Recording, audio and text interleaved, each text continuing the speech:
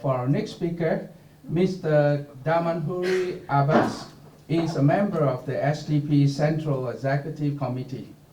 In the GE 2015, he was our candidate at Marsiling UT GRC. Daman is currently an education consultant, and he runs a business that builds schools and facilitates education in Southeast Asia. Today he's going to talk about something that pains us all, the cost of living. And I'm sure you can identify with me and many of us here, how our prices, cost of living has been shooting up, but not our salary, not our income. Mr. Damanhuri. Thank you once again for coming to this forum. Let me start this session by asking you, how do you feel living in the most expensive city on earth?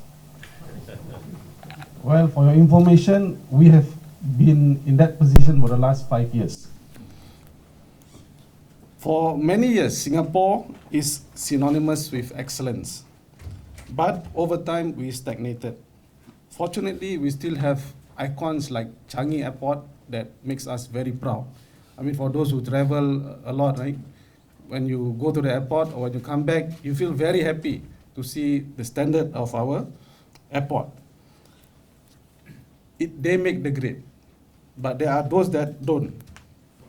I would want to say this first so that we do not allow any of those distractors that will accuse us of not being grateful to what our country has achieved for the many years. Yes, we are very grateful. In fact, we are very grateful for the hardworking men and women in the private sector as well as in the public service, their dedication, their professionalism to make sure that our country our system function efficiently. But this progress of our nation sadly is moving away from the original trajectory that promises wonderful milestone for us as citizens. Remember the Swiss standard of living that somebody promised us? Then, Alfred already elaborated, perpetual appreciating housing that we supposedly own, and peaceful retirement that we can all have, guaranteed by our CPF. What happened to all those things? The narrative that every citizen can partake of the Singapore dream somehow got lost. Over time, PAP government leaders began singing a very different tune.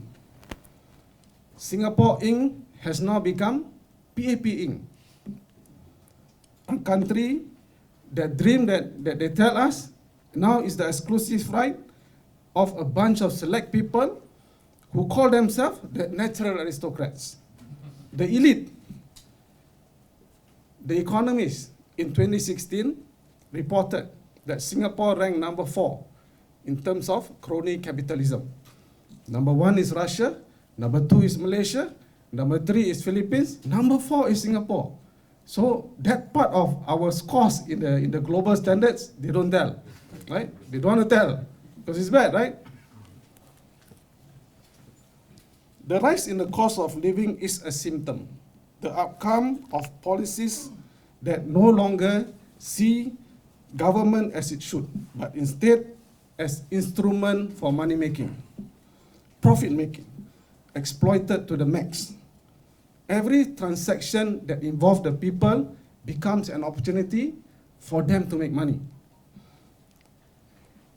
John used the term losing the moral bearing, right? The moral compass. At the same time, actually, aren't we living in a very rich country? We are. Estimates indicate we have in excess of $1 trillion in our reserve. The MAS manages a total of 363 billion in foreign reserve. The Temasek portfolio of 263 billion was reported in 2017, and the GIC manages in excess of 100 billion. They did not tell us how many, but in excess of 100 billion. So, with this much reserve, yet they are telling us that we need to pay higher taxes, we need to pay higher fees. Something just do not add up, right? And look at what they have done since the 2015 election.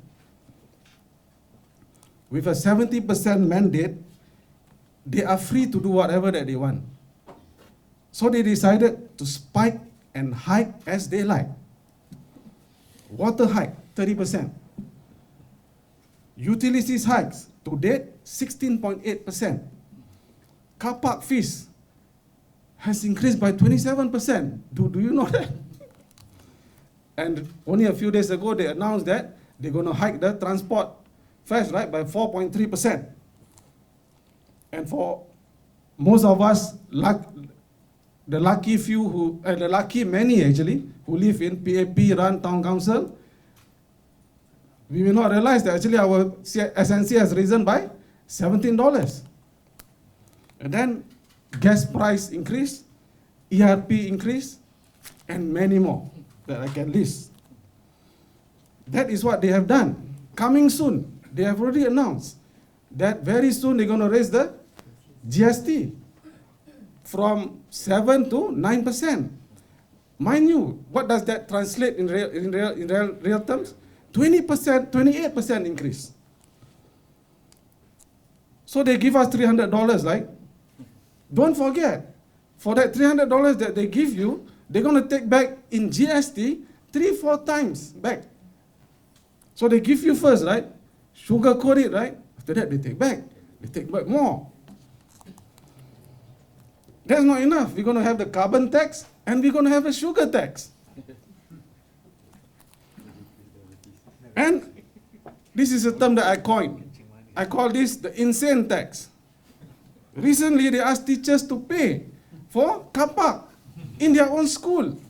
The people who sacrifice so much to educate our children and to build the next generation, they force these people to pay for car park. What kind of logic is that, right? And they frame it under what they call clean wage policy. Those are potential income that are lost because we did not charge them. But when it comes to the AGC report, which has told us for over several years, right? There are huge leakages in the ministry, in the state board, in the People's Association. Where is that clean wage policy as far as these are concerned? My son, my 9-year-old boy, will probably can design that 400 million consultant dustbin, right, for NSC. No, 800,000, sorry. And compounding that, those things that make cost of living rise, Alfred, I've already explained about the overpriced public housing. Mr. Yo Lam Keong, the Vice President of the Economic Society of Singapore, has already told us in 2012 that the entry price for a 3-room flat of about 300,000 is 5 to 6 times the median income, above the median income, which is way above what is recommended. What is recommended is only 2 to 3 times. And they have warned the government about this, but nothing changed. And now we have to deal with this much more scary things about the flat going down.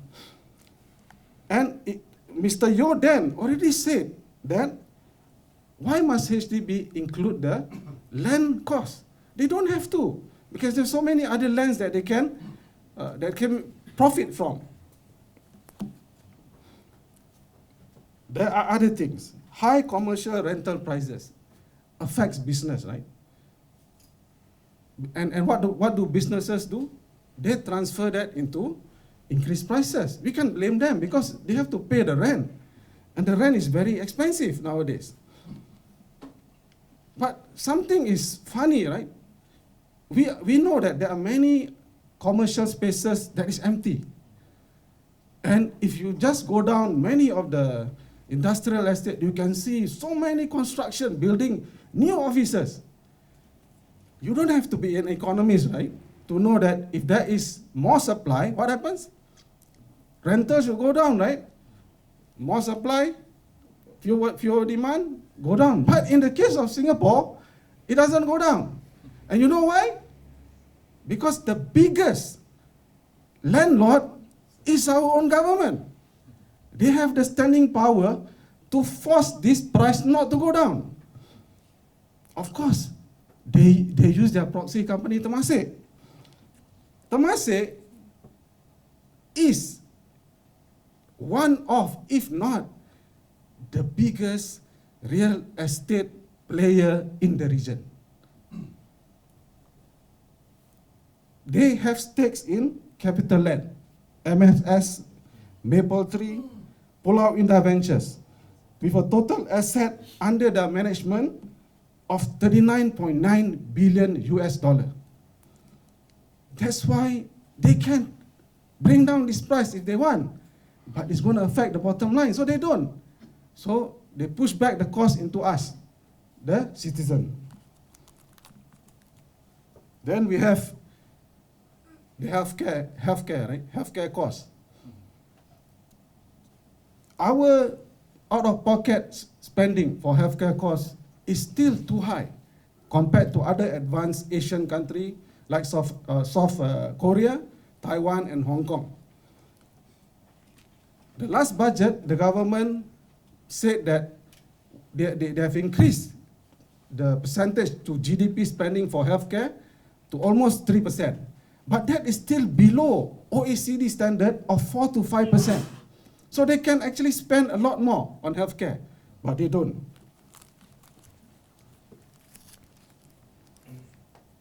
So that with the increased taxes and the increased fees, the background of a very expensive public housing system and so on. So what actually is the reality out there? I'm going to share with you this data. The median household income per person in 2017, median income per person is $2,500. This is reported by the government-owned data. If we take a household where most people have dual income, right? Husband and wife have to work. So you're talking about income of about $5,000. So, per month. So how much do the median income household spend a month? I give you the data. We don't have the current data as in 2018. We don't have because they are doing the survey now. But we have the 2013 data. And the 2013 data, the median household spends $4,699 per month. 5 years later, because now in 2018, let's say we include an inflation of 1%. That comes to about $5,169 per month. This includes everything, cost of paying for your houses and so on. That means the median household is in deficit. Your income is about 5,000, you are spending a lot more than 5,000. So many of our own people, our citizens, are actually not making ends meet. And this is not SDP data, this is government data. And of course, we are aware that while prices go up, our wages do not go up in correspondingly. What is SDP? What does SDP proposes? Among the things that we propose, which is what has already been highlighted even before the last election in 2015, lower prices. Number one, lower prices. Reduce GST from 7% to 3%. And no GST for essential items such as rice, oil, medicine, and so many, and others. You know, recently Malaysia abandoned the GST and they introduced SST, right? and the opposition, the new opposition in Malaysia, make a hoo-ha, right? SST is more expensive, 6% to 10% as compared to GST. And the new finance minister of Malaysia, Mr. Lim Guan Eng, in parliament, told this opposition, yes, SST is the new tax that the government introduced, but 5,000 items will be excluded, will be exempted from that. That's fair, right? And can our government do that? They can, but they don't.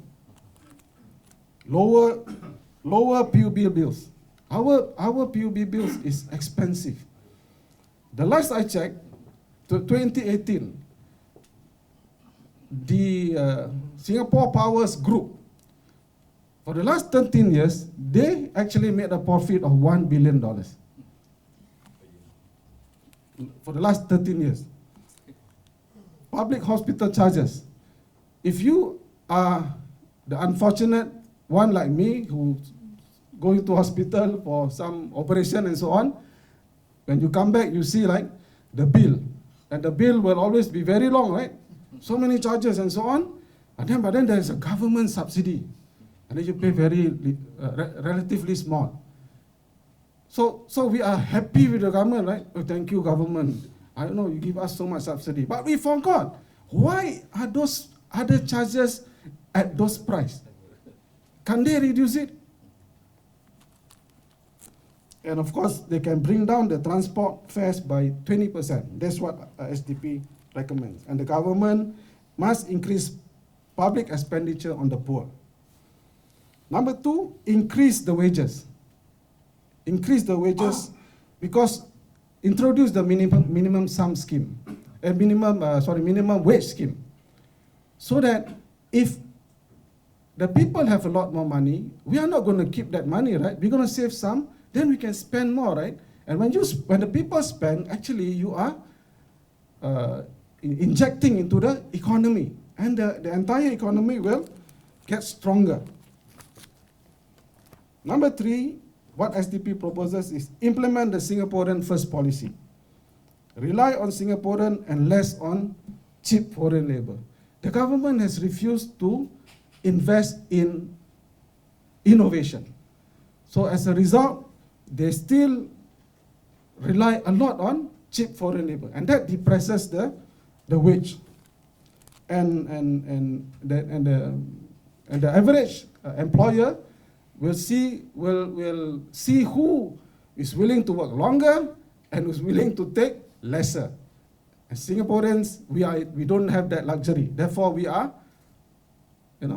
put aside. So we need a Singaporean first policy, and we must stop this government from achieving and implementing the target of raising the population to 6.5 million because we can't afford it. Our country can't afford it. Already now there's so many issues that we are facing. That is what SDP proposes. Price reduction, wage increase, Singaporean first. So let us compare that to what our super rich ministers and MP have to say to tell us citizens how to cope with this high cost of living. Number one, use free Wi-Fi lah. Number two, buy cheap infant milk lah. Number three, eat at hawker center lah. You can still get $3 economic rice what? Look, the truth is, for many of us, we don't need these rich ministers to tell us. We are already making those choices, right? Because we don't have the money. We have to buy those cheap infant powder because we have no choice. Well, they can talk about choices. We are making decisions without any choices. Because the truth is, based on what I've just explained to you regarding the median income and so on, many people are not having enough. And now they say, transport fare too high, easy lah, just walk. And then we have this MP called Vikram Nair, right? Let me quote what he says. Singaporeans should view increased cost of living as paying someone else a higher wage, which as a result was actually a good thing. Okay.